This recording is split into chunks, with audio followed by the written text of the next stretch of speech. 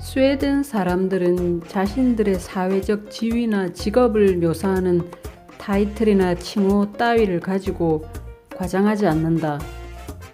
자신의 사회적 위치를 표현하는 시그너처를 유별나게 혹은 더 멋있게 표현하거나 과장하는 것을 싫어한다. 이것이 때로는 겸손하게도 비춰지곤 한다. 내가 생각하기에는 이러한 행동들이 겸손에 의해서 나오는 것일 수도 있겠지만 뭐랄까 필요 이상으로 자신을 겉으로 막 드러내 보이는데 그리 큰 가치를 두지 않는 것으로 해석할 수 있다고 본다. 그리고 자신의 신분이나 직업을 묘사하는 타이틀을 미화하여서 남들 앞에 의시되는 그러한 문화도 없다. 물론 예외의 경우는 있을 수 있다. 여기도 다양한 사람들이 모여서 사는 곳이니. 어쨌든 이것이 바로 사회 전반적으로 스웨덴 사람들이 보이는 모습이다. 예를 들어 한국에서는 교수라는 칭호를 교수가 아닌 사람들에게도 종종 사용하지만 스웨덴에서는 교수, 프로페서라는 단어를 진짜 교수가 아닌 사람들에게는 절대로 사용하지 않는다.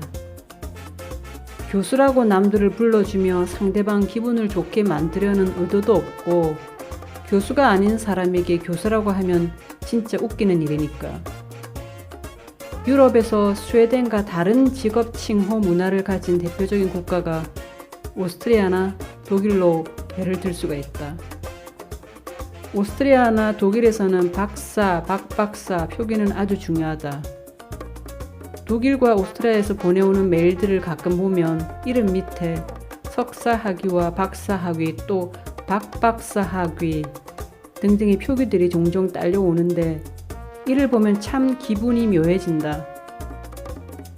어쨌든 자신들의 최종 학위를 이름 뒤에 붙여서 메일을 보내는 그러한 문화는 이곳 스웨덴에서는 그렇게 자주 볼 수 있는 광경이 아니다. 또 전문직을 표현하는 스웨덴 고유 단어 자체가 영어식 표현들에 비해 너무나도 소박하고 대다수의 경우에는 좀 촌스러워서 같은 전문 직종의 타이틀을 스웨덴어 대신 영어로 표기하는 트렌드가 최근에 일어나기도 하고 있다. 아니면 보통 스웨덴어식 표현과 영어식 표현을 같이 나란히 표기하는 경우도 자주 있다. 이러한 이유로 스웨덴 사회의 기업 조직 체계나 비즈니스 문화를 잘 모르는 외부인들이나 외국인들이 스웨덴 사람들의 직위나 직업을 표기하는 단어들을 보면 의외로 실제보다 더 낮은 포지션으로 이해하는 경우가 종종 생긴다. 스웨덴인들에게 직업이라는 것은 각자가 처한 다양한 상황과 타고난 능력 그리고 관심으로 선택한 또 경제적으로 도움을 주는 일, 업무, 직종군일 뿐 직업 그 자체가 한 개인의 가치와 인생 전체를 평가한다거나 좌지우지하는 신분표가 아닌 편이다. 그래서 유명한 로펌의 억대 연봉의 여자 변호사가 지방의 소도시에 근무하는 경찰과도 부부가 되는데 그들의 직업이 그들의 사랑을 이루는데 걸림돌이 되지 않고 신문과 방송에 종종 거론되는 국회의원의 아들이 불법 주차 관리인으로 사시사철 도로에서 일을 해도 불법 주차 관리인이라는 직업으로 그 아들이 부끄러움을 느껴야 할 필요도 없고 아비가 자식 농사를 잘못 지었다고 부끄러워할 필요도 없다. 물론 스웨덴 부모들도 어릴 때부터 자식들의 관심과 재능을 찾아주고 장려해주기 위해 격려도 많이 하고 애를 많이 쓴다. 경제적으로 투자도 많이 하고 하지만 부모의 꿈을 부모의 목표를 자식들에게 전가한다거나 자식들에게 강요나 요구하지 않는다. 여기에도 물론 예외는 있다. 분명히 있다. 그리고 나는 그러한 소수의 예들도 보아왔다.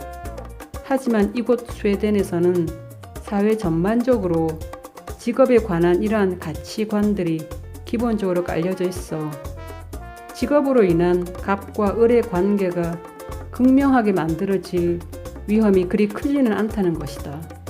스웨덴에서 만약 대학을 나온 뒤 굳이 석사 과정에 들어가고 또 박사 과정을 밟는 경우는 대부분 진짜 학문을 연구하고 또 많이 한 분야에 파고들고 싶어서 선택을 하는 경우가 대부분이라고나 할까. 진짜 공부에 흥미를 가지고 있는 사람들이라고나 할까. 아마도 그래서 남들이 자신을 부르는 타이틀이나 직위 호칭이 그리 중요하지는 않을 것이다. 그래서 자기가 박사이면 그저 한 분야에서 그 어느 수준까지 이룬 박사일 뿐이지 아무런 관계도 없는 타인들에게까지 내가 박사네 하고 의시되지 않는다. 아니 그렇게 했다간 오히려 안좋은 평판을 받을 수가 있다. 즉 공부를 성인이 되고 난 뒤에도 계속 한다는 것은 개인의 선택일 뿐 남에게 잘 보이고 싶어서 하는 것도 아니고 다들 자기 만족과 인생의 한 선택의 일종일 뿐이다. 누구 자식이 박사라고 누구 딸이 교수라고 대놓고 자랑하지도 않고 대놓고 부러워해 주지도 않는다. 내가 스웨덴에 살면서 만나는 한국 사람들은 한국 기업 주재원들이나 유학원 학생들, 한국 대사관 사람들 아니면 그들을 방문해서 잠시 머무르는 가족들 혹은 한국 관광객들이었다. 그리고 스웨덴 사람들과 결혼해서 이곳에서 사는 한국 사람들, 또 그들의 자녀들, Sist, men inte minst. 이 말뜻은 내가 비록 맨 마지막에 언급하지만 그 중요성이 결코 적지 않은 한국에서 입양되어서 이곳에 사는 한국 입양인들이다. 몇 년 전에 나는 한국에서 스웨덴으로 잠시 연구 활동을 하러 온 한국인과 우연히 한 자리에서 인사를 나누게 되었고 아주 자연스럽게 그 한국인 연구가의 가족과도 인사를 나눌 수 있는 기회가 있었다. 당연히 한 분야에서 연구가로 일을 했었고 또 스웨덴의 대학교 연구소에서 연구를 하니 그 사람은 박사학위 소지자였을 것이다. 당연히 우리 둘은 인사를 나눌 때 서로 이름, 석자와 전화번호를 주고받았다. 그리고 그 후 나는 그 연구가의 부인과도 인사를 했고 우리는 유쾌하고 좋은 자리를 가졌다. 그 후 어느 날 나는 그 연구가와 통화할 필요가 있었다. 그래서 나는 그의 집으로 전화를 했고 참 집 전화라고 얘기하니까 의아해 하실 분들이 계실 텐데 그때는 아직 카카오톡이라는 전화를 사용하지 않던 때였고 또 스웨덴에 사는 한국인들 집에 스웨덴 집 전화나 인터넷 전화들이 있는 경우가 있었다. 그래서 인터넷 전화로 공짜로 한국에 전화를 하곤 했다. 그런데 의외로 그때 전화를 받는 사람은 그 연구가도 아니었고 그의 부인도 아닌 처음 듣는 꽤 연세가 있어 보이는 목소리였다. 짐작으로 한국에서 친지나 아니면 어머님이 오셔서 전화를 받으시는 것 같았다. 나는 그 연구가의 이름 석자를 말하고 씨를 맨 끝에 붙였다. 무슨 씨 댁이죠? 저는 아무개라고 하는 사람입니다. 혹시 무슨 씨 계십니까? 무슨 씨와 통화가 가능할까요? 그런데 대답이 얼른 나오지 않았다. 불편하게시리 침묵의 시간이 흘렀다. 좀 시간이 지나 무슨 씨요? 라고 그 처음 듣는 목소리가 되물었다. 그리고는 뭐라고 합니까? 여기는 무슨 씨 집이 아닙니다. 무슨 박사님 집입니다. 라고 말씀하시며 꽤 기분이 안 좋은 걸 노골적으로 표현하셨다. 나는 무척 당황했다. 알고 보니 나랑 통화를 하신 나에게 화가 잔뜩 나신 그분은 그 연구가의 장모님이었다. 그날 통화를 마친 후 나는 다시금 스웨덴에서 만난 한국인들이 스웨덴에 살거나 머무르거나 유학 중인 다른 한국인들을 부를 때 사용하는 호칭들을 한번 생각해 보게 되었다. 스웨덴에 사는 한국 사람들은 스웨덴 사람들에게 그냥 이름을 부른다. 비록 그 스웨덴 사람들이 박사 학위의 소지자라 할지라도 내가 아는 한 한국인 여성의 스웨덴 남편은 대학에서 근무하는 교수이자 박사다. 하지만 내가 기억하기로는 그 어떤 한국 사람들도 그 스웨덴인 박사 남편에게 무슨 박사님 혹은 무슨 박사라고 부르지 않았고 우리들끼리 얘기할 때도 그런 호칭을 쓰지 않았다. 그냥 간단히 이름만 불렀다. 성도 아니고 그냥 이름만 불렀다.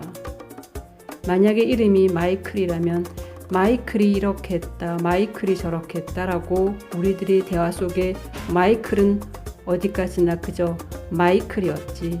마이클 스벤손 박사는 아니었다.